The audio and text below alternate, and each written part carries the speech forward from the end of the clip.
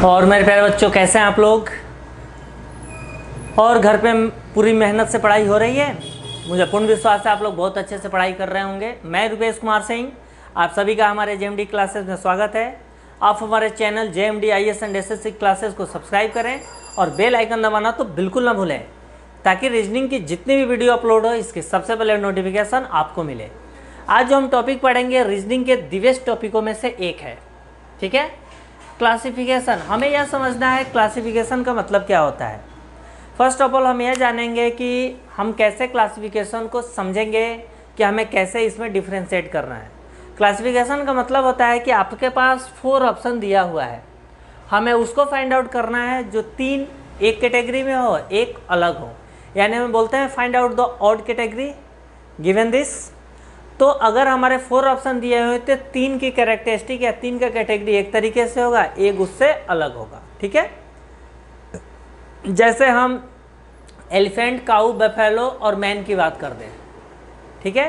तो एलिफेंट, काऊ, बफेलो ये सारे एनिमल हो गए और मैन क्या है? मैन तो एनिमल है नहीं, इसलिए मैन अलग हो जाएगा। तो 3 एक कैटेगरी में एनिमल्स में आएंगे और मैन अलग हो जाएगा, ठीक है। तो इसमें हमें सब दिया हुआ है, क्वेश्चन है लीवर, लंग्स, किडनी और ईयर। अब मेरे प्यारे प्यारे बच्चों, हमें पता है कि लीवर्स हो गया, लंग्स हो गया और किडनी हो गया, ये सारे हमारे ऑर्गन्स है, ठीक है। ये हमारे शरीर के बहुत ही बेहतरीन अंगों में से एक है। इसमें से एक भी अगर डैमेज हो जाए तो हमारे ज़िंदगी में इतनी कठिनाइयाँ भर जाएगी कि हमें सांस लेने में दिक्कत हो जाएगा। हम सोच ही नहीं पाएंगे कि हम धरती पे कैसे जिएँ, ठीक है। लेकिन ईयर जो होता है हमें बाहर दिखाई देता है। आपने कभी देखा है कि किसी ने अपने लंग्स और किडनी को हाथ में लेके ऐसे घूम रहा है, दिखा रहा है कि देखो this is my lungs, this is my kidney? कोई ऐसा दिखता है? कोई रिप्रेजेंट करता है? नहीं करता है। यानी 3 ऐसे ऑर्गन है, ये सारे हमारे बॉडी के पार्ट्स हैं, लेकिन 3 ऑर्गन हमारे शरीर के अंदर हैं और एक ईयर जो है, कान है, ये बाहर है, जिससे हमें सुनाई देता है, स्ट्रक्चर भी दिखाई देता है।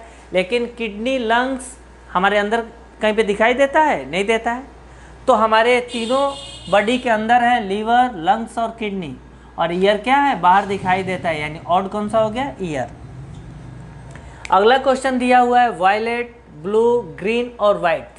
हमें पता है कि जब भी हमारा रेनबो कलर आता है 7 कलर होता है, जिसमें वायलेट होता है, इंडिगो होता है, ब्लू होता है, ग्रीन होता है, येलो होता है, ऑरेंज होता है और रेड होता है, ठीक है मेरे प्यारे बच्चों। तो 7 कलर होता है, इसमें कहीं भी आपको वाइट नहीं होता है।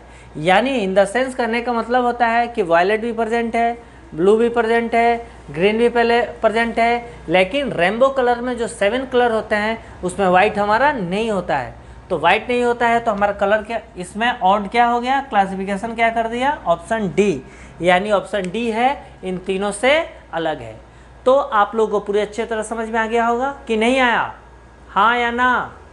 हाँ, वेरी गुड। चलिए अगला दिया हुआ है यहाँ न्यूज़पेपर, प्रेस, एडिशन, ऑडिशन। अब हमें यह समझना है कि न्यूज़पेपर, प्रेस और एडिशन, हमें पता है कि न्यू एडिशन जब आता है, कोई भी जैसे बुक्स आ रही है उसके न्यू एडिशन आता है, तो न्यू एडिशन का मतलब क्या है कि इस साल के कुछ क्वेश्चन है उसमें इंक्लूड हो गए। यानी पिछले साल का जो एडिशन था उसमें इस साल के क्वेश्चन नहीं होंगे, क्योंकि जब इस साल पेपर हुआ है तो पिछले साल आज का पेपर कैसे इंक्लूड हो सकता है। तो न्यूज़पेपर भी हमारा छपता ही है और प्रेस, हमारे प्रेस में सारे हमारे न्यूज़पेपर सारे छपते हैं। तो तीनों हमारे क्या हो गए? एक कैटेगरी में हो गए। लेकिन ऑडिशन का मतलब होता है जो डांसिंग क्लास होती है, सिंगिंग क्लास होती है, या फिल्म में एक्टिंग करना है तो उसके लिए ऑडिशन देने जाते हैं एंड स्टेज पे डांस करते हैं। आपकी डांस परफॉर्मेंस अच्छी होती है तो जजेस बैठे रहते हैं, आपको सेलेक्ट करते हैं। या तो गाना हो गया, सिंगिंग हो गया, डांस हो गया, एक्टिंग हो गया, किसी भी चीज़ में हम ऑडिशन देते हैं। यानी यह तीनों एक कैटेगरी में आ रहा है और चौथा हमारा क्या है? अलग कैटेगरी में आ रहा है, ठीक है। यानी हमारा ऑप्शन डी क्या हो गया? अलग कैटेगरी में। आपको अच्छे समझ में आ गया होगा। चलिए हम और नेक्स्ट क्वेश्चन को देखते हैं। हमें क्या कर रहा है? क्लासिफिकेशन में इस कॉन्सेप्ट को समझना है कि आखिर इसमें डिफरेंशिएट कैसे की जाती है। आपने लिख लिया? नहीं लिखे हो तो पॉज करके लिख लेना। चाहे चलो नीचे जगह है, मैं यहाँ लिख दे रहा हूँ। अगर यहाँ पे दिया हुआ है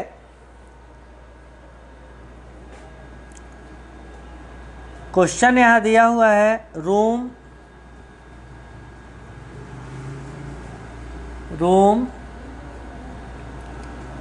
बी दिया हुआ है चैम्बर,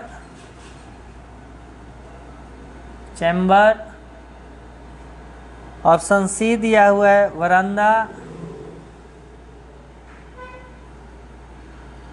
और ऑप्शन डी दिया हुआ है केबिन,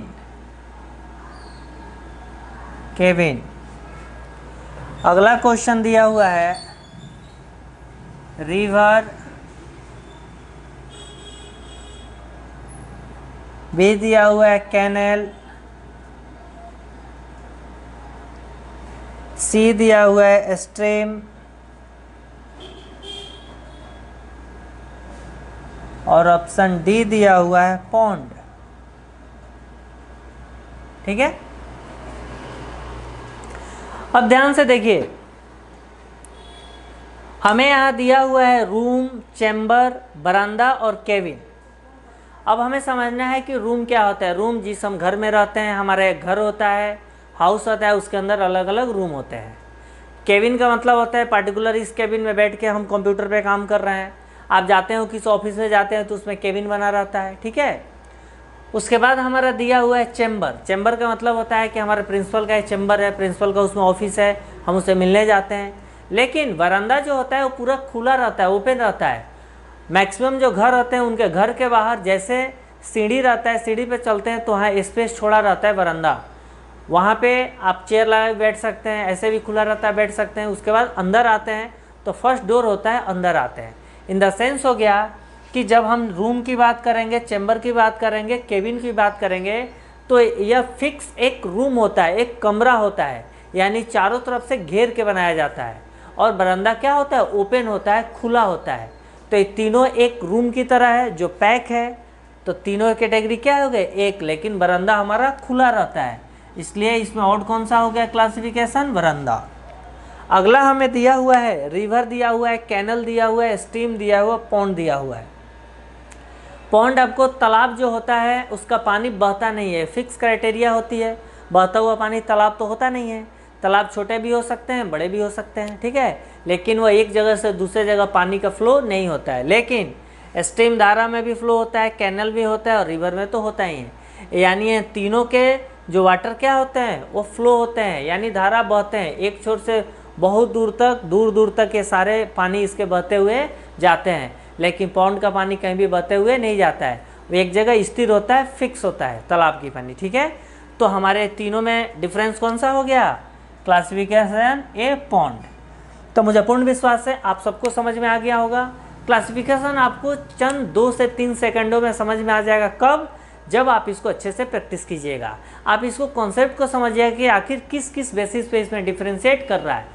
अगर हमने कॉन्सेप्ट को समझ लिया तो आसानी से हम सोल्व कर देंगे। अगर हमने कॉन्सेप्ट को नहीं समझा तो सोल्व करने में हमें क्या होगी, दिक्कत होगी। मुझे पूर्ण विश्वास है आप सारे एक एक बच्चे को समझ में आ गया होगा। ठीक है, इसलिए आप हमारे JMD क्लासेस को सब्सक्राइब करें और बेल आइकन दबाना तो बिल्कुल ना भूलें। Okay, thank you.